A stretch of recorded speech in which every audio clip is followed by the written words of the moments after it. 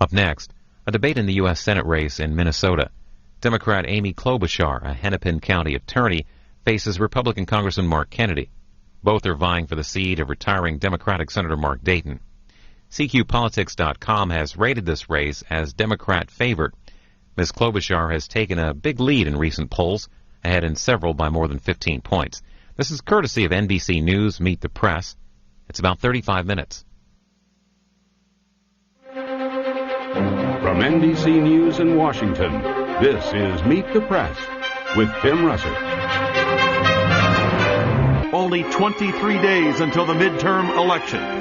The Democrats must gain 6 seats to take control of the U.S. Senate. This morning, our Senate debate series continues with another one of the most closely watched races of the year, Minnesota, where Republican Representative Mark Kennedy faces off against Democratic Hennepin County attorney Amy Klobuchar for this open seat. A new poll out this morning shows Klobuchar with a significant lead. Republican Mark Kennedy versus Democrat Amy Klobuchar.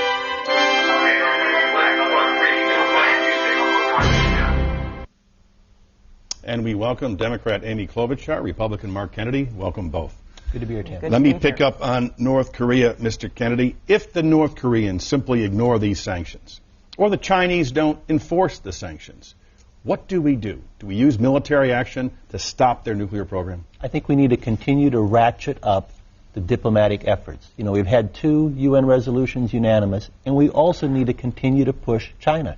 China has the nozzles that they can push on food, on energy. They have far more influence over North Korea. If they're going to be a world power, they have to act like a world power. But President Bush said, quote, "We will not tolerate nuclear weapons in North Korea." Do we hold him to his commitment? Yes, but he also said that we want to have a peaceful and diplomatic solution. So we have to push every channel we can to achieve it in a peaceful and diplomatic way, not taking anything off the table. And we've seen a step towards that just yesterday. We need to continue, and we need to continue to push China. But if George Bush leaves office with nuclear devices in North Korea, will it have been a failed policy? We need to take every step we can to prevent that from happening. Ms. Klobuchar? You know, as a prosecutor, I know that when people cross the line, Tim, there's got to be consequences. And in foreign affairs, it's the same thing. I believe these sanctions are incredibly important. We can't have North Korea begin to be some kind of weapons factory, and they can't be selling and bartering nuclear materials. And the rest of the world is watching. We don't want to create an arms race here. And especially Iran is watching. And that's why I think these sanctions are incredibly important. But if the North Koreans ignore them, what do we do? Again, we have to keep ratcheting things up. We have to keep working with our partners. But one of the things that went wrong here is that these multilateral discussions broke down. North Korea walked away from the table, and I believe we have to keep talking. It's good that China's part of this, but if it's moving in the right direction, and if we believe it's in our national security interest, we should be talking to them directly. I mean, even during the Cold War, we kept talking to Russia. And so the discussions are important, and we need to keep the diplomatic pressure on. Should President Bush sit down one-on-one with Kim Jong-il? Again, it's too early to say that, but I believe that we need to keep those discussions going, as well as keeping the sanctions ratcheting up if necessary, and keeping the military option on the table. Let me show you what Bill Clinton, when he was president 13 years ago, said about North Korea right here on Meet the Press. North Korea cannot be allowed to develop a nuclear bomb. We have to be very firm about it. So we've had 2 presidents, one Democrat, one Republican. When President Clinton said that, the North Koreans probably had the potential to build 2 nuclear devices. It's now up to 13. And if nothing is done when George Bush leaves office, it could reach 17. It seems as though the United States talks tough with North Korea, but allows the program to go forward.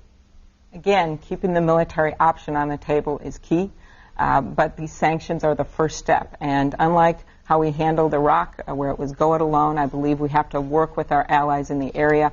That's starting to happen more, but we have to keep that up. Let me turn to Iraq, because it's an issue that's been very important in your campaign, and one that I think is affecting elections all across the country. Mark Kennedy, you've been there 3 times. Let me go back to comments you made after your first trip in '03. On the whole, the trend in Iraq is very positive. Our troops face a collection of terrorists and thugs of whom there are fewer each day. That's just dead wrong. If you look at the time in 2003, months afterwards, were we potentially a little bit optimistic? Possibly. And we've seen more challenges than we expected, no question. But if you look at what's happened, we have trained 300,000 Iraqi troops. We have a government that is a unity government. This is the number one issue in this race, and there are stark differences between my opponent, Ms. Klobuchar, and myself. She says it's a distraction. I think that it is one of the central fronts in the war on terror. Osama bin Laden and Zarqawi says as well. She has set out a specific timetable for bringing our troops home. They would tell the terrorists when they can take over an oil-rich country as a sanctuary for terrorists. And I believe we ought to be bringing our troops home as soon as we can, after we're sure the terrorists can't win. And she's also come out against a bill funding body armor for our troops that a majority of Democrats join me in supporting. We have no higher priority than to support our troops in time of war, and we have to win this war on terror. But 10 months ago, you said progress was clear. We're making great strides. Why shouldn't voters in Minnesota say, this is rosy-colored glasses? It's not reality. There were no weapons of mass destruction, and the level of sectarian violence is at all-time high, and Congressman Kennedy saying, everything's fine, we're making progress. I've never said everything's fine, but we are making progress. Progress is clear. We're making great strides. It's very positive. Each and every year I go back to Iraq, I see a government that is further down the path of being independent and addressing serious issues. Each and every year I go back, their military is more fully developed and taking over more and more of the responsibilities for us.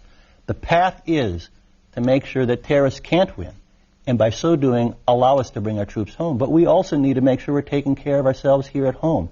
Again, key differences in the war on terror. Ms. Klobuchar has come for weakening the Patriot Act that has allowed us to have 5 years without a terrorist attack on our country. She's come out against making sure that we were paying attention when Al-Qaeda was talking to somebody in America to make sure that we knew what plots they were planning.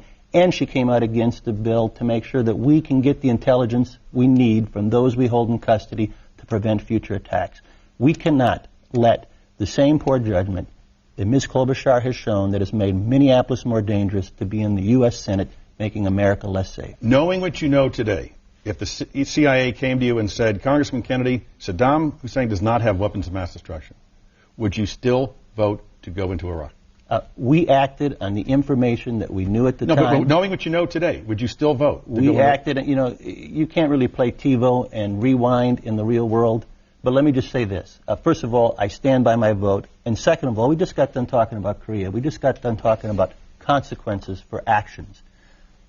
17 UN resolutions. If we had let one of the top sponsors of terrorists that was paying thousands of dollars to those families that had suicide bombers, if we had let 17 UN resolutions go by, what chance would we have of North Korea or China paying any attention to the resolution just passed yesterday? So you'd still go into Iraq? I stand by my vote. We can't rewind. We acted on the information we knew at the time and acted correctly. Ms. Klobuchar, you said on your website, 2006 should be a year of transition in which we bring a significant number of our troops home. This is October now of 2006.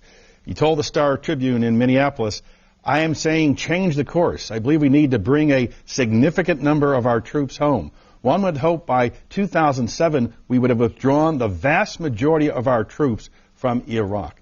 That's a matter of months from now. Is that still your position? Tim, the congressman is talking about body armor, and of course I support body armor for our troops. I support winning this war on terror by being smart.